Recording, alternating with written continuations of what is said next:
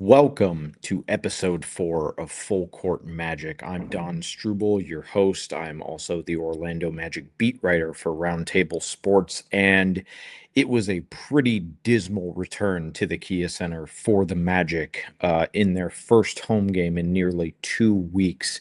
The Magic fell to the Charlotte Hornets 124 to 97 in a game that was never particularly close. The Magic held a lead just one time by 3 points early on, and much like the game against the Memphis Grizzlies to close out the trip to Europe in London, England on Sunday, the Magic fell behind by as many as 33 points. And just uh, so much of this game, I mean, sure, the Magic shot poorly, but so much of this game came down to the intangibles, effort and execution on the little details, that it just felt like time and time and time again, this team played uh, with an air of apathy, and indifference. And that's not going to win you games in this league, especially against a Hornets team that, uh, you would think after losing to Cleveland, second night of a back-to-back, maybe they come in with some tired legs. The Magic are the ones who've had several days of rest in preparation, and the Hornets just really made up for a tough loss at home against the Cleveland Cavaliers on Sunday night. And so you're in this situation where you can expect that a team might come in hungry to right their wrongs. The Hornets have been a top three team in the league in 3-point percentage over the last 15 plus games, and uh, tonight they shot over 47%.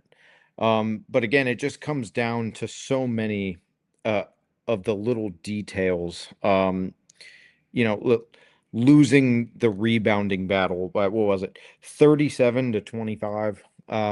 That it's just unacceptable in so many ways. And after the game, that was a term that Coach Jamahl Mosley used. So I'm going to let you guys hear an excerpt of his post-game press conference, in which the frustration was definitely on display. We let our offense impact our defense. Shots didn't fall. We stopped guarding. It's unacceptable. Is it surprising to you that the defense still continues to not find its rhythm or whatever is happening on that end? It is a little shocking. You got to give the Hornets a ton of credit the way they came out and played. They played last night. They got beat. They responded with a sense of urgency the way they came out. Obviously 35 in that first quarter, but shots didn't fall, and we let it impact our defense. You sit down and guard. You sit down and guard the damn basketball. That's what you do. You take it personally when guys blow by you. You take it personally when your teammate gets scored on, when you get scored on, and guys are getting easy baskets. And they hit some tough ones early that are a little deflating, but then when they do miss, you go box out, hit somebody, and get a damn rebound. That's what you do. All right, so there was Coach Jamahl Mosley. You heard the comments from him first. Uh, this is something that this team they need to execute on intangibles. And forgive me if I seem to be at a little bit of a loss for words. It's because despite the injuries, the talent on this team is there, and you have to remove that general apathy that they've played with tonight and in the loss to the Grizzlies on Sunday. And I know it was hard not having Franz Wagner out there, who's dealing with a sore left ankle, the same ankle that he suffered a high sprain in that caused him to miss 16 games. So just after 2 games, he's sitting out again. I understand that that can be demoralizing, but you still have Paolo Banchero, you still have Desmond Bain, you still have players on this team. Mo Wagner's back, big energy guy, and this team was just lacking energy tonight. Uh, Paolo had a better second half. He still ended up leading the team with 23 points, but the first half just felt like he was playing passive, and you need your best player to take over. in the biggest moments. That there's just there's no other option there, especially when you're down such a significant entity in Franz Wagner, in Jalen Suggs.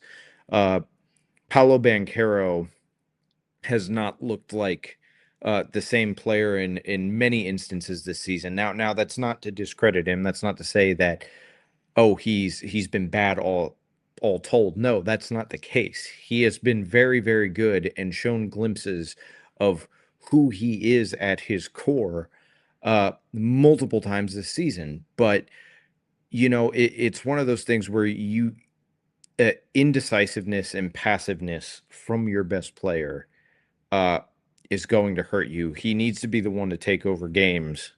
Uh, and the Magic had chances early to get back into this thing, but when you let a deficit balloon to 33, I mean, we saw it against Memphis. You're not going to win those games. And Paolo understands the issues at hand. And I'm going to let you guys listen to some of his comments as well that he had post game. I think yeah, it's just coming in prepared, coming in with a plan. Um, like I said, when you see something trending a certain way, you gotta change something, you gotta figure it out, you gotta fix it, come up with a plan, something. So I don't think we've done that yet, and it showed. Going down big the last.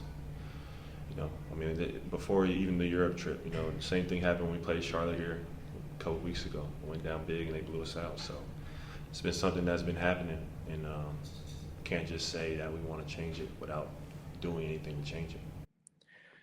All right, so there's his comments.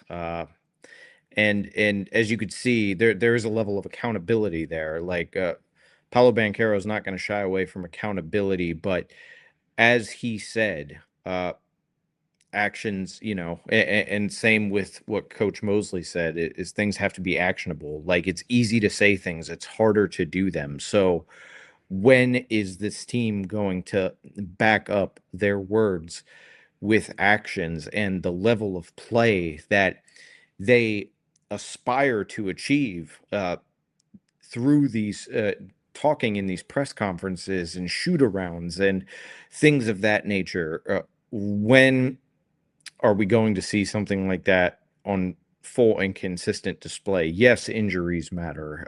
Yes, there's bad shooting nights, but just like defense travels, intangibles are forever. Intangibles are the one mainstay that you can have despite all other adversity.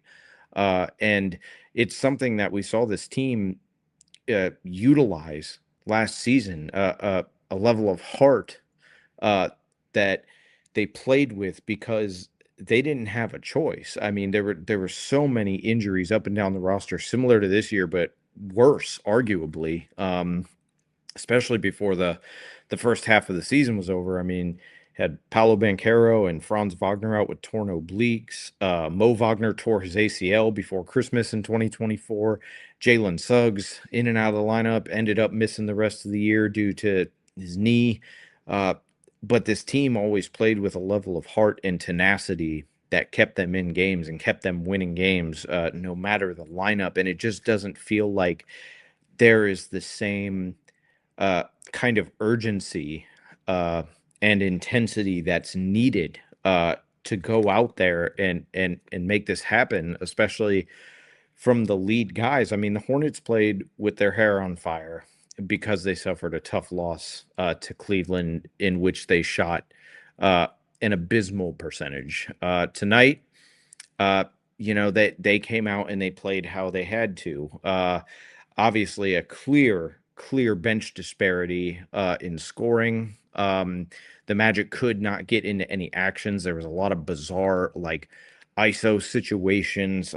Poor actions lead to less facilitation and opportunities. I could go on and on and on, but I don't think that I need to sit here and continue to repeat myself. I'm clearly not the only podcast covering the Magic, and I'm certainly the newest one, I would imagine. So, whatever I'm saying, you guys have already seen the discourse online. You've interacted with that discourse and provided your own. And I'm sure at this point, we're all just one big echo chamber of one another. But I just wanted to point out, as someone who has the privilege of being in this arena and covering this team, what I can see. And it's easy to look at numbers, but the biggest thing I can take away from this is intangibles, and that boils down to leadership, effort, consistency, and as Mosley and Paolo Banchero were alluding to, uh, backing up your words with actions. So until the Magic do that, it it's going to be a struggle, and that is not a situation you want to be in an Eastern Conference that is very tightly contested. You play well and string together a few games, you can get into the top 3 or 4. But if you continue to lose, you can find yourself in that play-in territory. And this roster is too talented, frankly, even with injuries, to be in that kind of situation. So they got the Cleveland Cavaliers up next, which I believe that there's a lot of similarities between these two ball clubs in their issues, whether it be injuries or lack of intensity and defensive execution. I believe that there's a lot of parallels that can be identified between these two teams. And so we're going to see who comes out with more fight on Saturday. And it's the first of 2 games that these teams will play against each other. First one is here in Orlando, and then the Magic got to go up to Cleveland to play in their house. So I will be here on Saturday. I will come to you guys again with another post-game show as long as I'm able to. I appreciate the early support. So does the rest of my colleagues. My man Andrew Cherico could not be here with me tonight. Hopefully we'll get him in on the next one.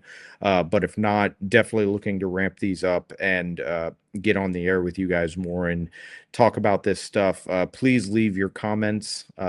I would love to interact with you. Please subscribe to Full Court Magic if you have not yet, and please join our roundtable community. I know I have said this ad nauseum, but it is truly a place where fans can interact at a high level. There without any paywalls whatsoever. You can read articles, make community posts, leave comments. It's limitless in a lot of ways in which you all can be involved, and we would love to have you. So until next time, this has been Full Court Magic.